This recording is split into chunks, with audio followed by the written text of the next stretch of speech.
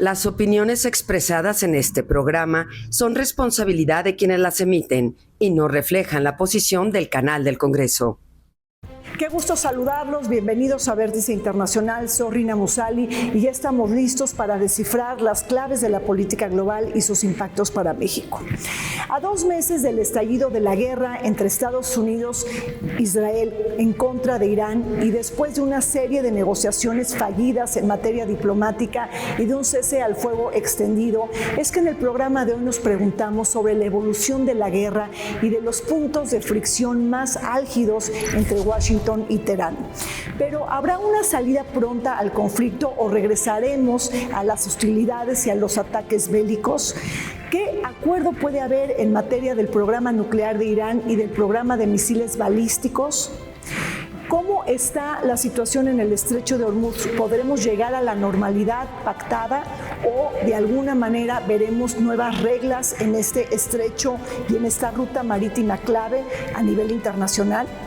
¿Cómo está jugando China, Rusia, la Unión Europea y cómo está el tema de las fracturas entre los países del Golfo Pérsico con Estados Unidos? ¿Y qué nos deja esta guerra para México? ¿Cuáles son sus grandes lecciones y aprendizajes? Les pido por favor que nos acompañen.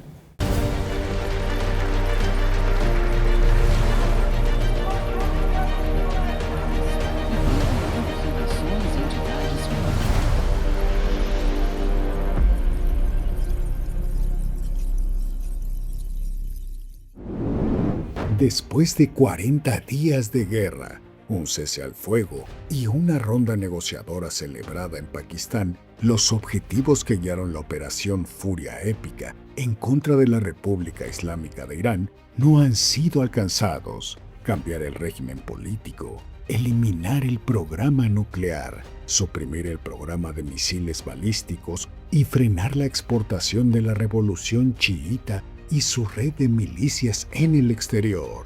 Por el contrario, Irán, derrotado por Estados Unidos e Israel en el plano físico-material, acreditó una victoria estratégica al haber consolidado un nuevo pilar del poder que incluso le da mayor ventaja que la misma capacidad de producir uranio altamente enriquecido: el bloqueo del estrecho de Hormuz.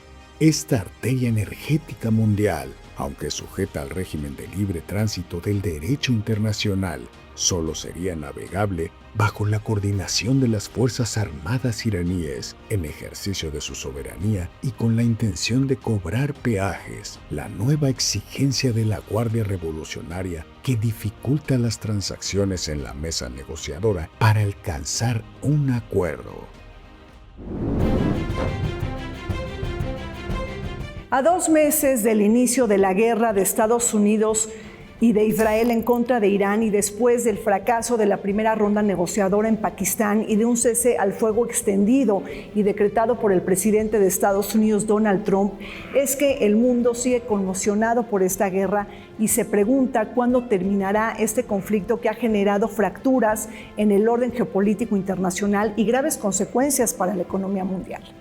Para conversar de este importante tema nos acompañan desde la antigua casa, desde la antigua sede del Senado, la doctora Anabel Ortega. Ella es analista internacional y profesora de la Universidad Iberoamericana. Bienvenida, Anabel. Muchas gracias. Está con nosotros también José Carreño Figueras.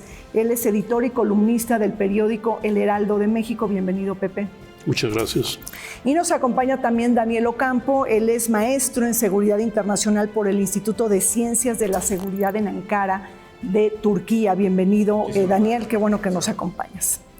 Anabel, después de 40 días de guerra, de pláticas fallidas, de un cese al fuego, ¿qué balance tienes de la evolución de la guerra que muchos le llaman una guerra asimétrica?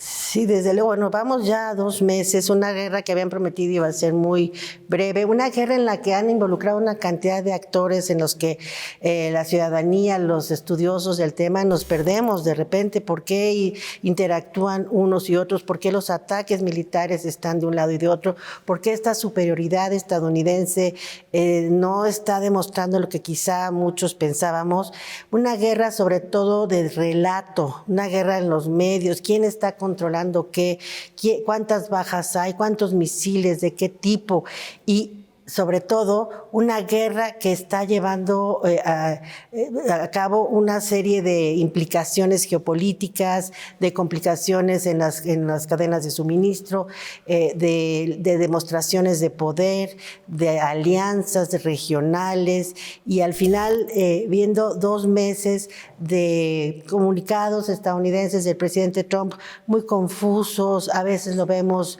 irascible, desesperado, y de repente pensamos, bueno, ya quizá va a llegar una mesa de negociación, van a conversar y vuelve a suceder algún tema. Entonces, son 2 meses en que hemos estado observando todo el problema geopolítico, pero que hoy día sí ya hay un impacto económico muy complicado. Vemos los precios del petróleo, hablábamos antes de iniciar el programa, de cuando ya llega al ciudadano en nuestros precios de gasolina, los precios de los alimentos, etcétera. Ya hay informes, ¿no?, de varias consultoras financieras internacionales de lo que puede ser incluso el impacto en los alimentos. Entonces, una guerra distinta, con muchos actores, siempre el Medio Oriente, y grandes perdedores, y hay que decirlo, grandes perdedores en la escena como Ucrania, como Palestina, todos estos que son temas que se dejan de observar por todo lo que está pasando.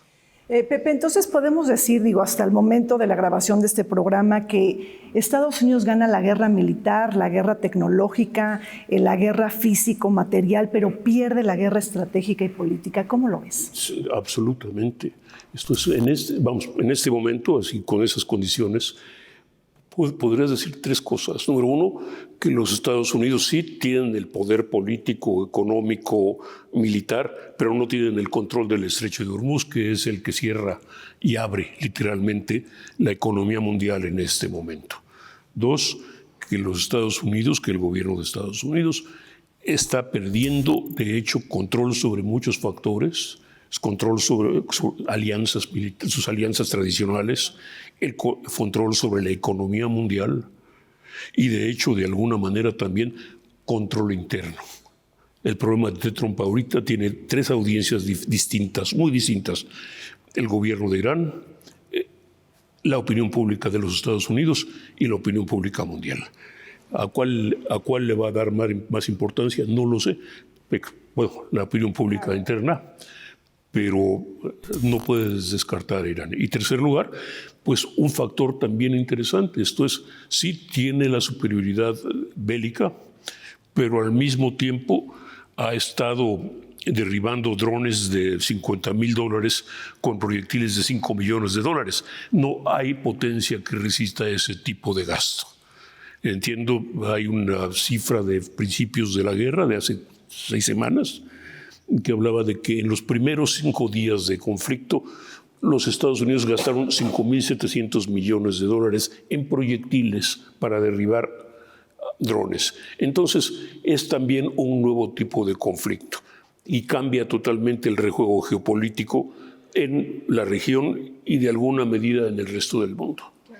Daniel, y entonces, ¿hasta qué punto la estrategia, por ejemplo, de la guerra asimétrica de Irán, es decir, el uso de drones muy baratos, ¿no?, como lo estaba comentando José, o también los ataques navales irregulares, inclusive el uso de las milicias proiraníes en diferentes lugares de Medio Oriente, eso puede llegar a neutralizar la superioridad militar de Estados Unidos? Hay una máxima en la ciencia política que se dice que la guerra es la continuación, la política es la continuación de la guerra. Perdón. La guerra es la continuación de la política por otros medios. Entonces, quien tiene una falta en cumplir los objetivos políticos, pero sí cumple los militares, está perdiendo automáticamente. Estados Unidos está demostrando esta gran debilidad que tiene, ¿no? Irán y toda su red de apoyo que existe en la región ha podido atacar más de 20 bases militares en estos 2 meses. ¿Eso qué significa? Significa que Estados Unidos ya no es el garante de la seguridad en la región. Y eso es un tema muy importante, es un tema crucial, es un tema que, pues bueno, al final del camino empieza a cambiar un tanto la balanza estratégica. Es como el 9-11, ¿no? Del Golfo Pérsico, ¿no? Prácticamente. Es una llamada de atención. Y también Irán está tratando, o bueno, ha demostrado que puede defender menos de lo que puede dañar. Hace más daño hacia afuera que lo que puede estar protegiendo al interior. Claro. Sí, Pepe, por favor. Un comentario muy rápido. En alguna medida lo que está demostrando, Irán está jugando una carta muy interesante, la resistencia, la resiliencia. El gobierno iraní está jugando a que puede resistir más y tolerar más dolor, valga la expresión, que la presión que puede resistir el gobierno Trump. El gobierno Trump tiene que enfrentar, o teóricamente debe enfrentar, un voto sobre la guerra en las próximas 2 semanas del Congreso de Estados Unidos, que por ley, después de 2 meses de conflicto, el Congreso tiene que autorizar guerra, que es un tema importante. Segundo lugar, 67% o algo así de la opinión pública de los Estados Unidos está en contra de la guerra. Es decir, ¿cuánto tiempo va a poder aguantar una campaña bélica contra la que la inmensa mayoría de los estadounidenses se opone? Y vienen las elecciones intermedias. En vísperas de que comience la campaña electoral del medio término, y que los demócratas van a usar con todo el entusiasmo del planeta, como te podrás imaginar. Y tercero, lo que esto le dice a los aliados de los Estados Unidos, tanto en el Golfo como en Europa y en Extremo Oriente.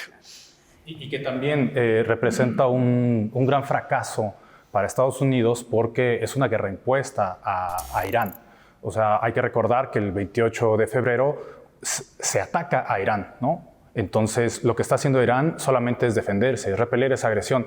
¿Qué significa? Que la potencia más grande del mundo, ¿no? Quien tiene económicamente más capaz, militarmente más extensa, pues no puede contra un país pues, más pequeño, ¿no? Que también está rodeado por todas estas bases y aliados de Estados Unidos, que no lo puede hacer. Eso es una gran victoria para Irán y es una derrota para Estados Unidos. Pero a ver, Anabel, ¿cómo estás viendo? Digo, si tomo lo que está diciendo Daniel y Pepe, de alguna manera entonces el objetivo de Estados Unidos es ganar la guerra, pero el objetivo de Irán es no perder la guerra.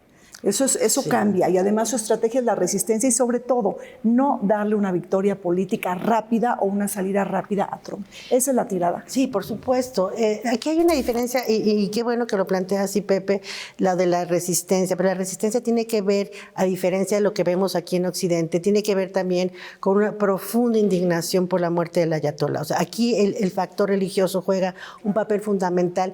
Eso no solo los hace resistentes, sino les da resiliencia, y esa resiliencia es con la que seguramente los estadounidenses no tendrían, porque tienen una visión mucho más pragmática de los hechos del día a día, lo que decíamos de su economía cotidiana. Entonces aquí Irán, por supuesto, tiene todas las posibilidades de resistir, siendo resilientes. No tenemos mucha información de cómo está la opinión pública en Irán, es difícil saber, pero por supuesto en términos religiosos sí hay un apoyo a estas fuerzas. Hay un ayatolá que todavía no aparece, que es importante, y para la población en general entender que es muy importante para ellos, es su líder religioso más importante. No estamos hablando de los gobiernos. Y aquí hay algo que Estados Unidos, si bien es cierto, comete un error estratégico, no se puede pensar que no supieran que iban a cerrar el estrecho de Hormuz. La amenaza ha sido permanente, es muy predecible.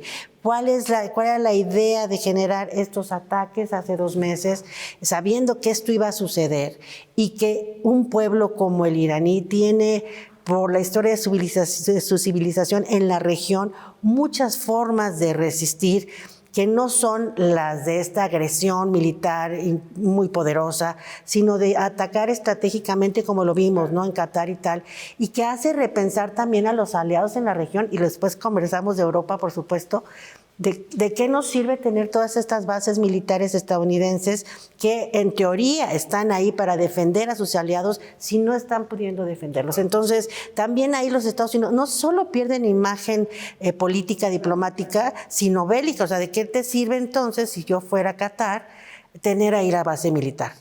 No, pero incluso están pidiendo, los hardliners o la línea dura y más extremista están pidiendo que se cierren las bases militares de Estados Unidos en el Golfo Pérsico, ¿no? O sea, ya es parte de la mesa negociadora, que eso antes no existía. Pero mira, es que el problema es el problema es, yo casi no definiría esta guerra como una guerra de Estados Unidos contra Irán, sino una guerra del gobierno Trump contra Irán. Fíjate, muy importante. Porque no es decir, evidentemente, sí, Trump tiene el apoyo de alrededor de 1/3 del electorado estadounidense, más o menos lo que apoya la guerra, sea más o menos bien o abiertamente, pero no llega más allá, y el interés de Trump no es que Estados Unidos gane la guerra, el interés de Trump es proclamar que él ganó la guerra, y ese es un punto brutal en todo esto, ¿no? Y para el liderazgo iraní, mira, pues evidentemente lo que les interesa es aguantar todo lo posible, porque además a mí me gustaría, si me permites, introducir 2 puntos interesantes en todo esto.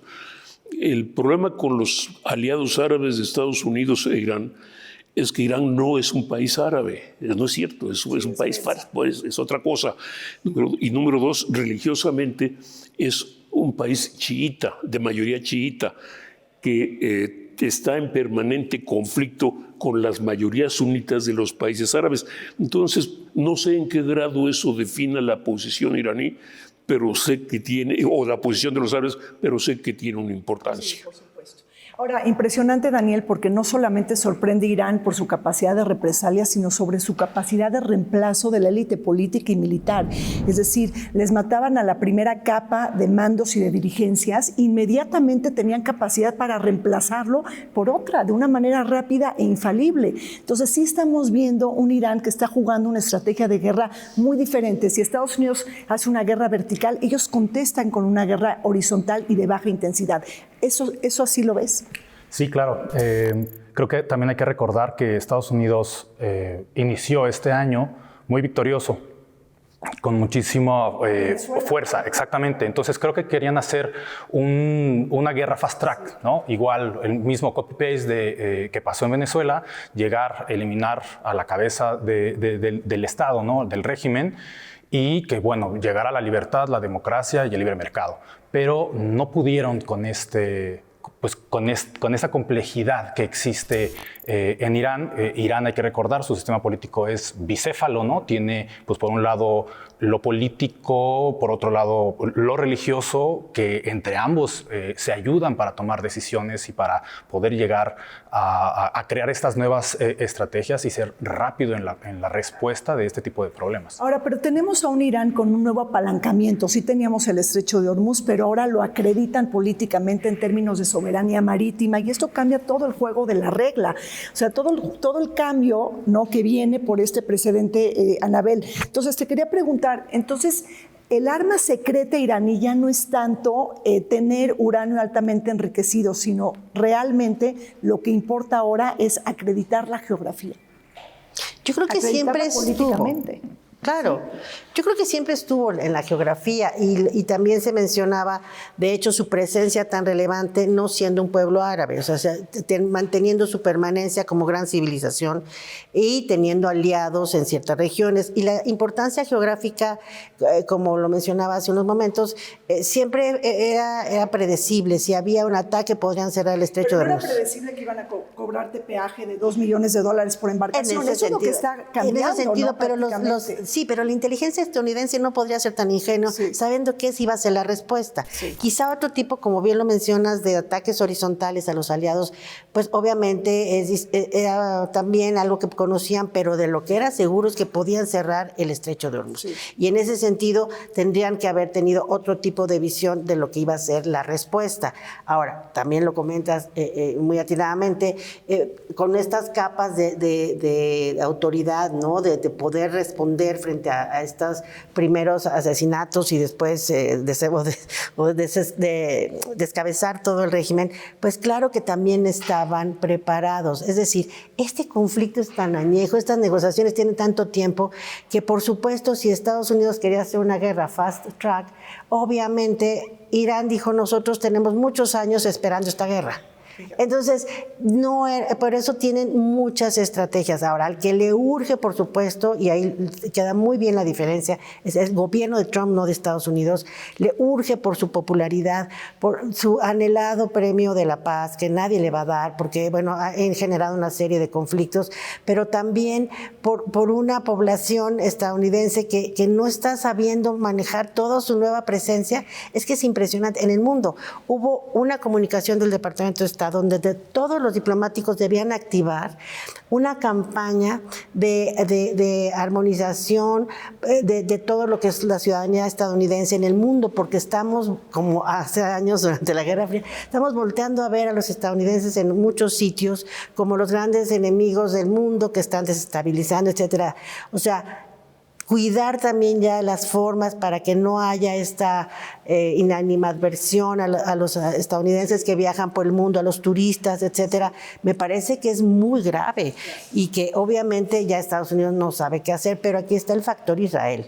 O sea, Israel ha estado jugando un papel muy importante presionando a Estados Unidos y obviamente Europa está reaccionando porque sabe que Estados Unidos le urge, pero Israel no, ni Arabia Saudita. Entonces hay muchos otros intereses que pueden determinar el timing, dónde sí, dónde no pueden generar este acuerdo. Es una guerra elegida por Trump porque no era una amenaza existencial para Estados Unidos, pero sí para Israel. ¿Qué piensas, Daniel? Sí, creo que sí. Yo coincido totalmente con la maestra. A mi parecer, es Israel quien ha estado obligando un tanto a la administración Trump a la guerra, ¿no? Entonces, en este sentido, o sea, podemos ver que el dejarse llevar, ¿no?, por los intereses de Israel, pues ha generado todo este desescalamiento y una asimetría de poderes nuevos, ¿no?, en la región. O sea, estamos hablando de la superpotencia militar, económica, mundial. ¿Se va a dejar llevar por los intereses? Es decir, Trump de alguna manera deja de resguardar los intereses de Estados Unidos en aras de darle ese gusto a Israel. ¿Así lo verías? Mira, es que es, por un lado... Eso es muy delicado, ¿no? Pero por un lado habría que señalar que todavía el papel de Israel en todo esto no está bien aclarado. Sí. Porque aparentemente fueron los servicios secretos israelíes los que convencieron a Trump, vía Netanyahu, de lanzar el primer ataque. Ahora, dicho eso, pues falta mucho por verse, falta mucho por saberse. Exacto. Segundo, perdón, déjame hacer una pequeña dirección. El gobierno iraní es el atacado y el ataque estadounidense es intolerable, inaceptable legalmente, pero el gobierno iraní no es ningún angelito, no es ningún inocente, es bastante dictatorial en todo este caso. Las protestas, ahora, todo. Dicho todo esto, es decir, una guerra en la que no hay inocentes, un conflicto en el que hay inocentes, pues los Estados Unidos se enfrentan lo que algunos comienzan a definir como el principio de su decadencia. Sí. Y esto implica, para empezar, que el orden político, económico que impusieron durante los últimos 80 años o 90 años pasa a un segundo plano, totalmente, queda, para no decir que destrozado. Segundo, su propuesta durante siglos fue la libertad de navegación, a como diera lugar.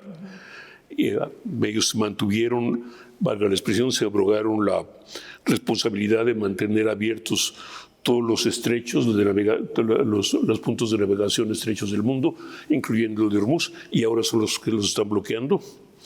Y tercer lugar, para hacerlo están dejando de lado muchos de sus, para no decir que todos, muchos de sus compromisos en el resto del mundo y tratando de arrastrar, por ejemplo, a Europa a una operación militar en la que no consultó a los europeos y no les pidió el concurso para hacerlo. Déjame hacer una cuestión muy rápida.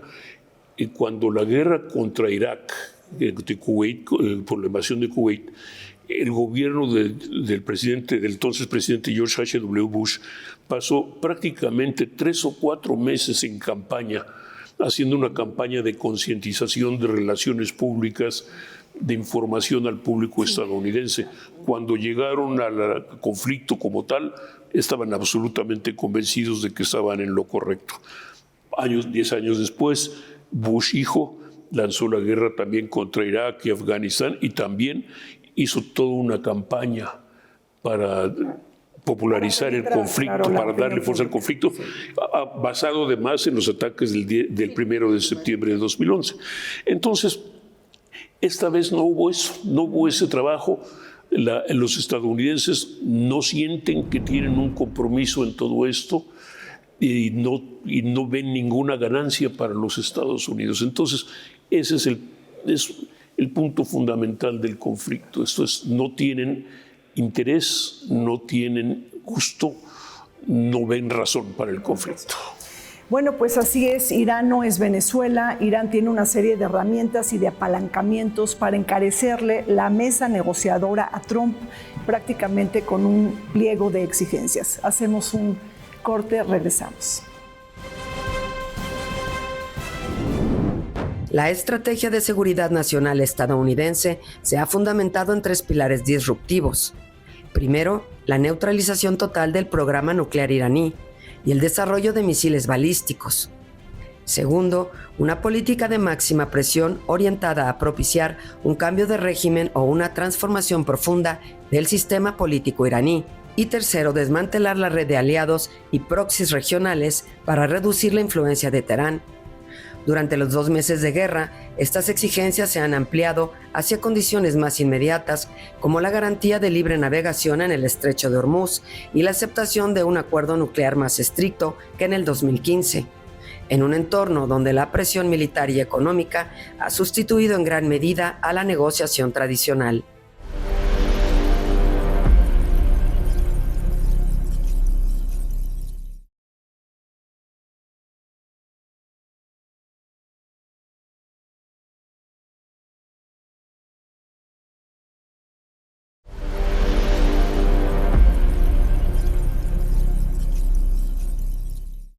La guerra entre Estados Unidos e Irán ofrece lecciones claves sobre la naturaleza de los conflictos híbridos y asimétricos en el siglo XXI. Pese a la abrumadora superioridad militar, el dominio tecnológico y la capacidad de fuego de la Unión Americana, Washington no ha logrado encauzar el conflicto bajo sus propios términos ni imponer plenamente sus intereses. La necesidad de pactar una salida negociada evidencia los límites del poder convencional frente a un adversario que, aunque militarmente inferior, ha sabido explotar la ventaja geográfica que le ofrece el estrecho de Hormuz y sostenerse mediante estrategias de desgaste.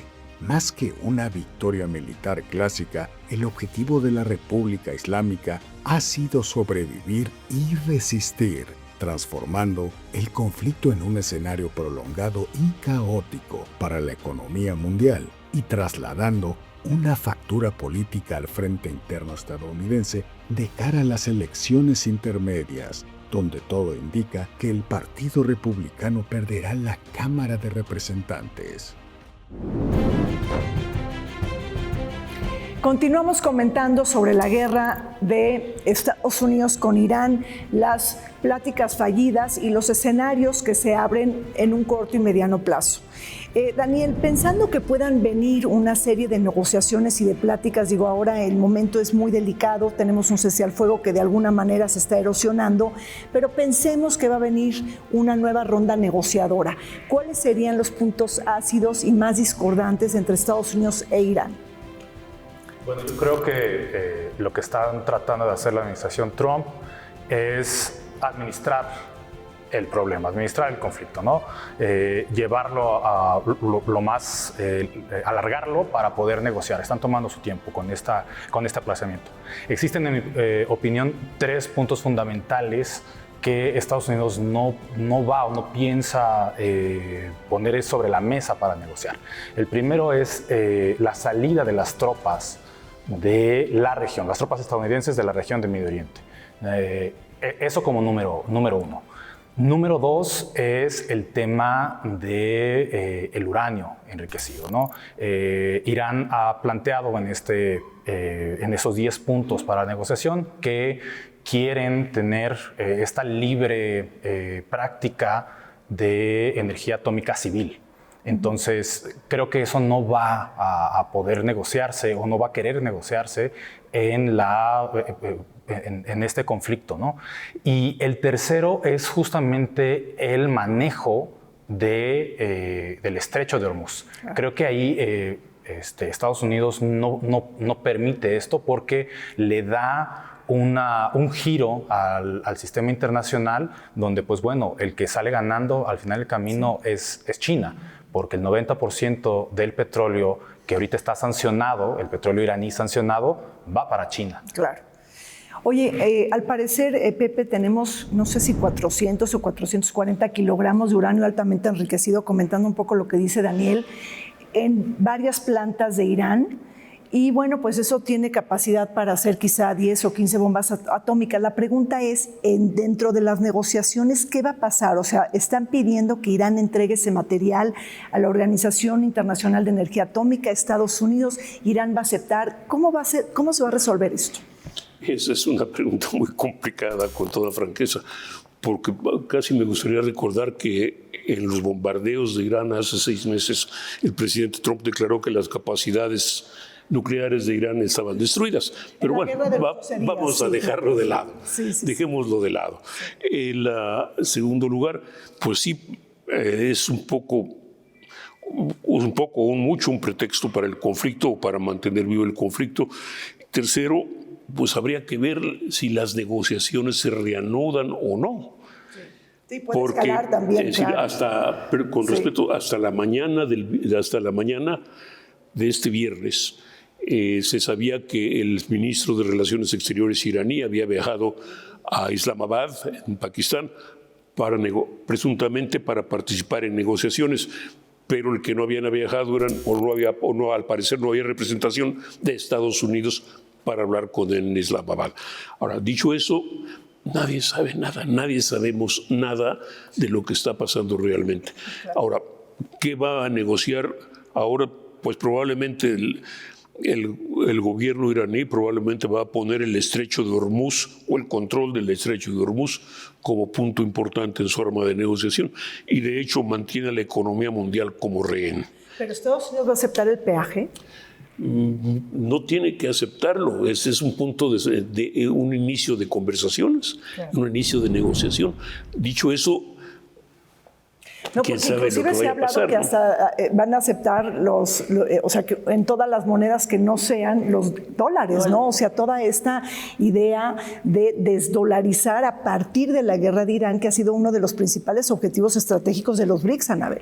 Fíjate las posiciones de negociación. Yo tengo el derecho de Hormuz y te voy a bombardear voy a hacer tierra arrasada de tu país. ¿Ves? Digamos, son posiciones más o menos extremas. Claro, claro. Ahora, y el programa de misiles balísticos, esto ha sido una de las grandes demandas de Estados Unidos y también de Israel, que Irán elimine su programa de misiles balísticos. ¿Cómo está ahora el arsenal, Anabel, después de toda la destrucción que ha hecho Israel y Estados Unidos? Pues esa es la gran pregunta, porque se supone que si vas a una guerra militar, no bélica, lo que prevés es cuánto arsenal tiene tu adversario, y al parecer están siendo apoyados todavía, se dice, porque es que esta es información muy delicada, porque no se puede tener datos duros, que quizá estos misiles que son de bajo impacto, pero que son muy eficaces, que son además muy económicos, son los que se pueden seguir elaborando y haciéndose llegar, parece que puede ser hasta de Rusia, ¿no? Entonces, aquí hay una serie de armamento en el que pueden seguir, quizá no tan efectivos a nivel de defensa, pero sí de ataque para esta gran resiliencia o resistir. Entonces, en este programa yo lo pregunto, es una muy buena pregunta porque es la pregunta que hacen todos los alumnos, ¿no? Bueno, y además hay una pregunta más de fondo. ¿Por qué si Estados Unidos y Francia y demás, o el mismo Israel quizá pueden tener armamento nuclear para defenderse, por qué Irán no podría hacerlo, ¿no? Y esa es una gran pregunta que es desde la lógica del análisis, ¿no? ¿Dónde está esta presión de los Estados Unidos para decir Irán no debes tenerlo? Entendemos el peligro que ha sido para la región la presencia iraní, de mantener un control y por supuesto contra Israel y muchas regiones, pero lo que es cierto es que ese argumento no se sostiene si lo llevas a una negociación, ¿no? Ahora sí, desde el mundo occidental, es decir, no debemos incrementar el nivel de armas, la proliferación de armas nucleares. Por supuesto, México es uno de los principales promotores de estas iniciativas, pero al final del día, si Francia declara que se va a tener que hacer de armas, bueno, pues esto hace el famoso balance de poder en las relaciones internacionales. Entonces Irán no podría ceder. Eso es por un lado. Y por otro, los otros actores que están siendo afectados también tienen una voz en términos del precio de petróleo, en términos de los suministros, y por supuesto China tiene una voz. La semana pasada me parece que hubo una declaración de Xi Jinping que pocas veces hace, diciendo que al que habría que desarmar es al país más peligroso del mundo, que es Estados Unidos. Esto es muy extraño porque nosotros vemos desde esta óptica es que es muy bueno que no haya tantas armas, y Estados Unidos esa ha sido su bandera, que en este caso fue que no tuvieran armas, cambio de régimen a un régimen más democrático y una estabilidad de la región. Por lo pronto, en temas de armas, siguen generándose muchas más armas en el mundo. En términos de régimen, no hubo cambio de régimen, o de democracia. En términos de estabilidad, pues está mucho peor. Entonces, creo que Irán, como bien dijiste al inicio, no va a ser de una victoria, y el estrecho de Hormuz, para algunos de los analistas, estamos viendo un momento del canal de Suez, por ejemplo, un momento en donde sí se van a quedar este espacio con peaje, porque va a ser una nueva etapa de Irán, y si revisamos todo lo que está haciendo el comercio internacional, la imposición de tarifas y demás, ¿por qué no la imposición de estrechos y de paces? Correcto, Daniel. Entonces ahí, pensando un poquito de que eres experto en temas de Turquía, bueno, ¿qué hará Turquía con el estrecho del Bósforo? Porque también es un estrecho natural, está aprendiendo de la guerra, de las lecciones que da la guerra de Irán. ¿Puede venir un efecto dominó con los cuellos de botella en todo el mundo y los estrechos? Creo que viene al revés, ¿no? A partir del 2020 se crea este plan por parte de Erdogan en Turquía de abrir el canal, crear un nuevo canal, como un canal artificial, el canal de Estambul, donde se hace pues dueño del paso franco de todos los buques, ¿no? Y de toda la economía. Y al final del camino, pues la salida de Rusia al mar Mediterráneo, ¿no? Y todo lo que eso significa, lo que significa en términos comerciales, en términos de energía. Entonces, justo como decía Pepe hace un momento, es tener de rehén a la economía, ¿no? Están cambiando estas grandes zonas, ¿no? Y si bien por el lado de Turquía es una potencia media creciente, Irán por el otro lado también lo está haciendo. Entonces ahora tenemos dos grandes potencias de la región, regionales, que están cada vez teniendo esta nueva independencia, ¿no? Y este nuevo cambio de aliados, ¿no? Por un lado Turquía para Rusia, y por otro lado, pues sí, Irán un tanto volteando a ver a China, ¿no? Entonces creo que esto cambia mucho la dinámica en términos primeramente energéticos, porque a quien más le ha afectado este conflicto es a Europa en términos de energía. Que en este mundo globalizado y que todos estamos interconectados, podemos ver que misiles un día entre Irán e Israel pues afectan en 3 días México. Entonces creo que ahí el problema es sistémico, ¿no? Es una guerra sistémica, más no regional, claro, y así hay que verlo. Claro, y ese es el objetivo de Irán, ¿no? Hacerla más sistémica, sacarla del plano militar, bélico, ¿no? Y meterlo al tema de la economía mundial. Pepe, ¿con quién está verdaderamente negociando Estados Unidos? ¿Con los hardliners, con los moderados? Digo, que es delicado hablar de moderados, pero bueno, podemos hablar quizá mejor de los pragmáticos, ¿no? O sea, teníamos al presidente del Parlamento de Irán, Galibaf, tenemos a Pezeshkian, que es el presidente de Irán, y bueno, también tenemos a Arghachi, que era el tradicional negociador del programa nuclear. ¿Tienen ellos poder de mando o el poder de mando está en la Guardia Revolucionaria? Esa es otra vez una gran pregunta. Lo que sabemos es que la Guardia Revolucionaria es la que tiene ahorita el sartén por el mango, por decirlo de esa manera, de acuerdo con la información que tenemos. El poder civil, en alguna manera, el Ayatollah Jamenei, luego su hijo, han sido muy afectados. El poder civil como tal, Jamenei muerto, por supuesto, y el hijo también, han sido muy afectados por los ataques israelíes. Entonces lo que quedan son los duros, la línea dura. Se habla de un conflicto entre el ejército y la Guardia Revolucionaria, pero la Guardia Revolucionaria parece ser la que tiene mayor peso en este momento, ¿no? También es el principal organismo represor del país, además. Con lo cual, es la Guardia Revolucionaria la que parece que tiene el mando. En la disputa de facciones. Tiene un asesor, por decirlo de esa forma, tiene una asesoría política o una visión que no es menor, porque ellos están otra vez apostando a que resisten más que el gobierno Trump, que enfrenta muchas presiones políticas. Oye, Pepe, la verdad quiero explotar tu conocimiento sobre Estados Unidos porque eres un experto de los temas de Estados Unidos. Un posible acuerdo de Trump con Irán en materia de programa nuclear pudiera ser inferior a lo que acordó Obama en el 2015.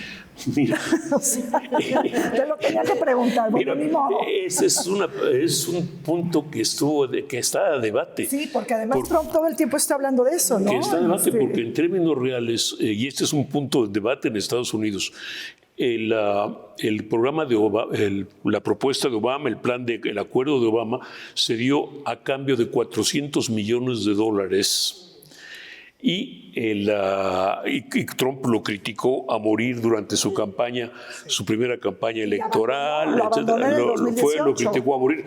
Y ahora un acuerdo de ese tipo podría costar $20 mil millones, con lo cual el problema de Trump va a ser cómo presentar eso como un triunfo, si es que puede presentarlo como triunfo.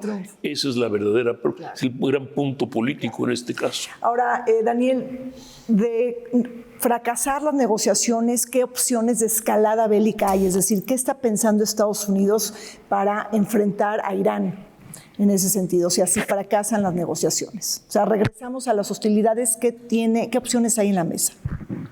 Creo que por ser, justo como lo comentaba hace un momento, un sistema interconectado globalmente, es catastrófico, ¿no? Para todos nosotros, ¿no? Para todos los que vivimos en este planeta, presentar o presenciar un conflicto, el escalamiento a conflictos, ¿no?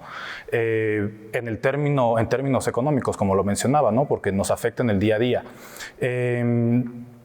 Si bien, ¿no? Regresando a los comentarios que hacía Pepe hace un momento, el material bélico, ¿no? La capacidad bélica estadounidense se ha visto mermada, eso es cierto, ¿no? Parte de esta extensión de la paz, ¿no? Entre estos dos agentes, pues creo que ha generado ese repliegue para, pues, saberse cada quien, hacer conteo, ¿no? De cuánto se tiene, cuáles son las capacidades. Pero yo no creo que sea viable, ¿no? El poder combatir o poder llevar en el largo tiempo un combate o un enfrentamiento bélico con Irán, porque las primeras consecuencias han sido específicamente en Estados Unidos, en la economía estadounidense. Entonces, creo que estratégicamente no le convendría. Bueno, pues así es, las guerras son espirales que uno no puede controlar y que generan una serie de imprevistos y de frentes inesperados. Hacemos una pausa, regresamos.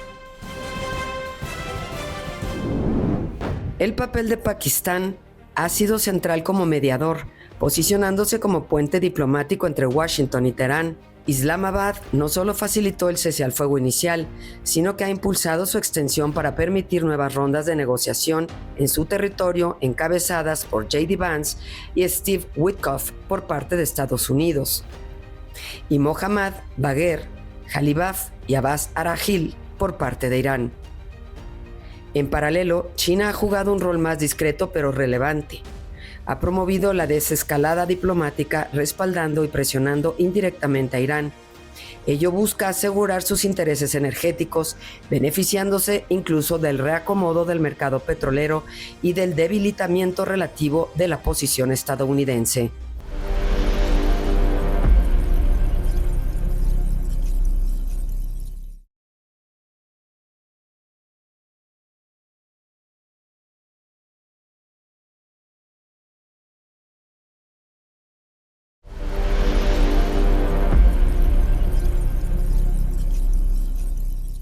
La guerra de Irán ha provocado nuevas fracturas en el escenario geopolítico.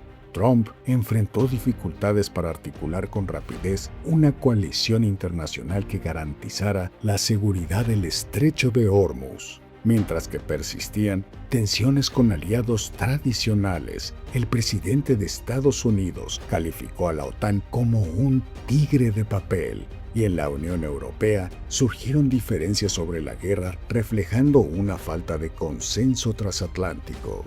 En contraste, Rusia ha encontrado oportunidades en el reacomodo del mercado energético internacional, beneficiándose de altos precios del petróleo y gas. Al mismo tiempo, China, pese a enfrentar presiones económicas internas, busca capitalizar el desgaste político estadounidense para afianzar su estatus de potencia ascendente y proyectarse como un socio fiable en el sistema internacional. Además, el gigante asiático no pierde oportunidad para evaluar en condiciones reales las capacidades militares, tecnológicas, operativas y estratégicas de su principal adversario. Continuamos analizando la guerra de Estados Unidos con Irán, estos 40 días de guerra y esta extensión de cese al fuego. Daniel, toda guerra genera fracturas políticas, pero ¿cómo estás evaluando la alianza de Estados Unidos con los países del Golfo Pérsico, sobre todo de mayoría sunita? ¿Qué lecciones le deja la guerra y qué hallazgos hay en los que pues tienen que aprender? Creo que la gran lección es que a pesar de todos los acuerdos militares y de cooperación que tiene Estados Unidos con los países del Golfo Pérsico, no han servido de nada. Ese es el gran punto a entender, la gran desilusión regional, ¿no? Que Estados Unidos no pudo, ¿no? A pesar de que Arabia Saudita, por ejemplo, tiene millones de dólares en contratos militares, no sirvieron de nada, no pudieron defender su territorio, ¿no? Entonces, ese por un lado. Por el otro... ¿Van a buscar autonomía estratégica? ¿Dónde van a buscar su paraguas de seguridad? ¿Van a buscar una proliferación nuclear? O sea, todo esto se mueve. Han exigido esta defensa. Por ejemplo, hay que recordar que Arabia Saudita tiene un acuerdo de protección con Pakistán, que es donde se están llevando estas negociaciones de paz. Entonces, armas nucleares, Pakistán. Exactamente, tiene armas nucleares y está vinculado Pakistán en caso de que se ataque el territorio saudí a poder atacar. Entonces, ¿atacaría Pakistán a Irán? No lo sé. Entonces, creo que la balanza se está generando más al oriente. Claro. Es donde se están buscando ahora nuevas relaciones, nuevos acuerdos de protección, porque se vieron muy limitados los estadounidenses. Anabel, ¿Rusia es ganador en esta guerra?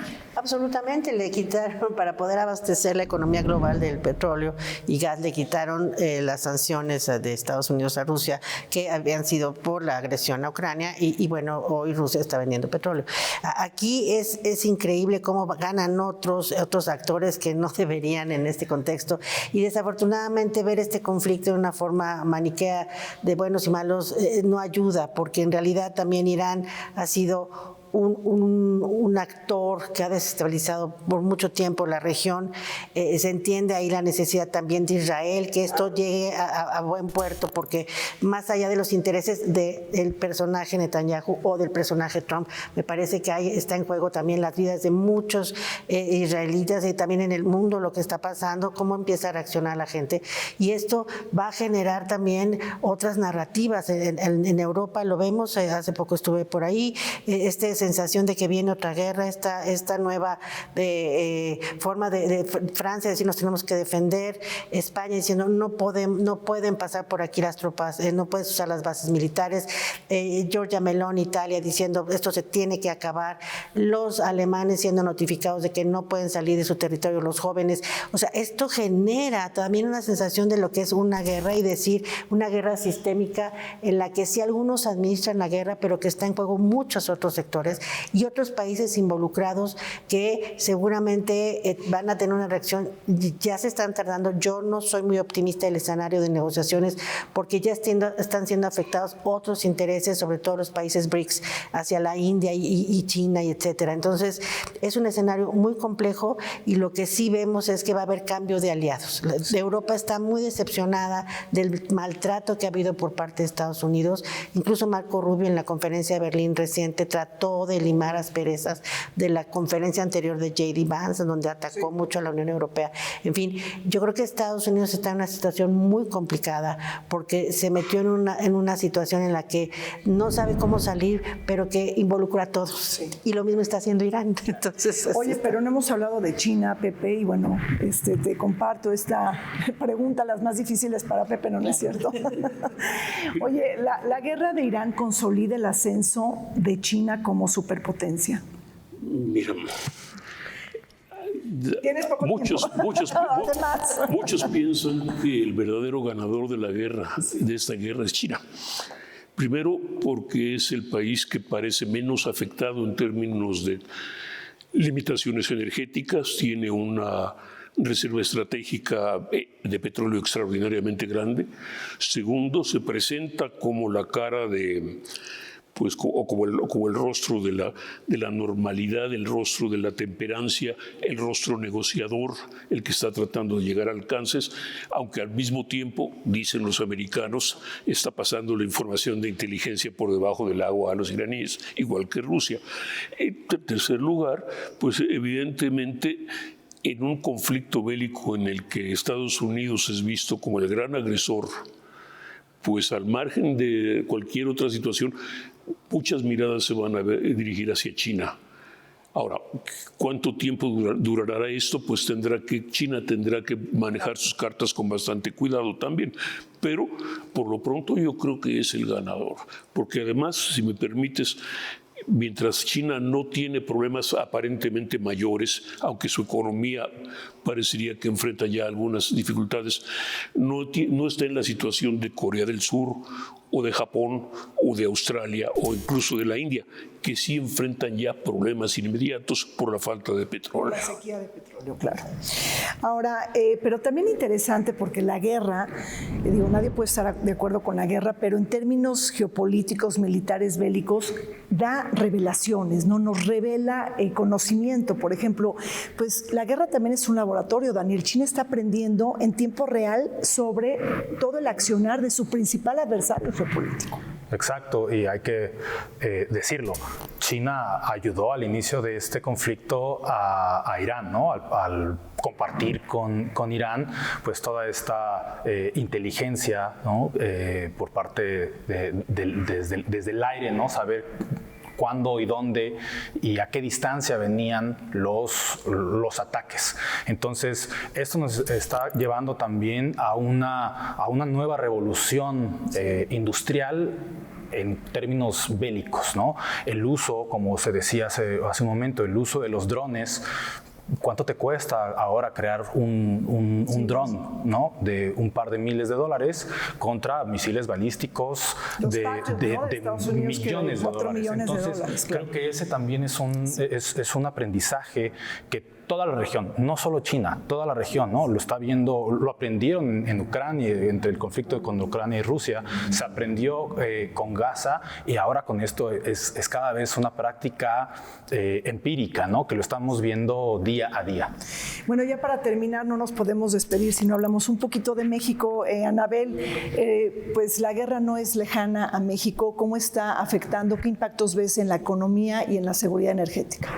Pues desde luego el impacto se ha hecho sentir, los precios de las gasolinas, la economía de México, el tema de energéticos, sabemos que ha habido mucha complejidad en mantener el IEPS, no bajarlo, subirlo para que haya acuerdos con gasolineros para una competencia leal y bueno, de apoyo a la economía familiar, pero la presidenta Sheinbaum está enfrentando una situación muy difícil porque justo también está basado, si bien no está del todo petrolizada nuestra economía, bueno, pues parte de la apuesta de esta soberanía energética pues se ve comprometida en todo lo que se ha invertido para ello, ¿no? Entonces, ese es por un lado y desde luego la economía pues puede, a nivel global está generando la inflación, vemos hoy cada vez los precios más altos y una posición en términos de política exterior mucho más compleja, gracias a nuestra tradición diplomática de neutralidad y de proponer siempre las mesas por la paz, nos ha ayudado a no tenernos que pronunciar en estos momentos y hay que decirlo también, el presidente Trump está muy ocupado en otras regiones, entonces creo que de momento para nuestra próxima revisión del Tratado de Libre Comercio el 26 de mayo, si esto continúa en Irán, digo qué pena decirlo así, pero posiblemente podemos tener un poquito de estabilidad en las conversaciones que se puedan generar con Estados Unidos, pero en todo nos afecta, no nos han pedido que pronunciemos en este momento, pero sí espera Estados Unidos que seamos sus aliados, por supuesto sus socios más importantes. ¿Estás de acuerdo, Pepe? Últimos comentarios. Yo creo que habría que señalar algo, ¿no? Es decir, México para bien o para mal está en el epicentro. Estamos tan cerca de Estados Unidos, tan ligados con Estados Unidos social, económica, geográficamente, que cualquier cosa que pase ahí nos afecta. Y en este caso también nos afecta. Simplemente para poner un ejemplo, somos un productor exportador de petróleo crudo, por ejemplo, teóricamente bien, pero también somos un importador neto de destilados, de gasolinas y de destilados, de refinados. Entonces, ahí para empezar un impacto. Segunda parte del impacto, ¿cuál sería la economía? ¿Cuál va a ser el golpe en la economía de los Estados Unidos? Principalmente con un presidente que cree más en aranceles que en inversión económica y que es, en pocas palabras, que no sabe de la economía o de comercio. Entonces es complicado decir cuál va a ser el costo en el corto, mediano plazo, no lo sé. Yo quiero pensar que el sector pensante de los Estados Unidos, incluso el Partido Republicano, se va a imponer que vamos a llegar a un acuerdo a la prolongación del TEMEC y todo esto, que vamos a llegar a algún tipo de entendimiento de una serie de cosas. Pero pues el señor Trump es un factor desconocido. Bueno, pues así es. México no es un país asintomático de la guerra entre Estados Unidos e Irán. La guerra nos afecta y además pues tenemos que estar pendientes de todos los desdobles y de todas las lecciones que nos deja la guerra. Pues muchísimas gracias a José Carreño por estar con nosotros, a Anabel Ortega y a Daniel Ocampo. Gracias. Gracias. Volvemos. El alto al fuego entre Israel y Líbano se ha consolidado como una pieza clave de la coyuntura geopolítica. La tregua temporal y el inicio de contactos directos buscan contener la escalada con Hezbollah, aliado estratégico de Teherán. Estas negociaciones centradas en el desarme y la seguridad fronteriza operan como un frente paralelo del conflicto mayor. Cualquier recrudecimiento en territorio libanés podría reactivar la participación directa de Irán. Mientras Israel insiste en el desarme de Hezbollah y en mantener una zona de seguridad, Beirut exige la retirada total de las fuerzas israelíes del sur del país. En este contexto, el río Litani, límite geográfico y punto estratégico, se ha convertido en el eje de la disputa. Para Israel, una barrera de contención y espacio de operaciones. Para Líbano, una línea cuya militarización agrava la crisis humanitaria. Me despido de ustedes, se acabó el tiempo en Vértice Internacional. Soy Rina Musali y nos vemos todos los martes y los sábados por el canal del Congreso.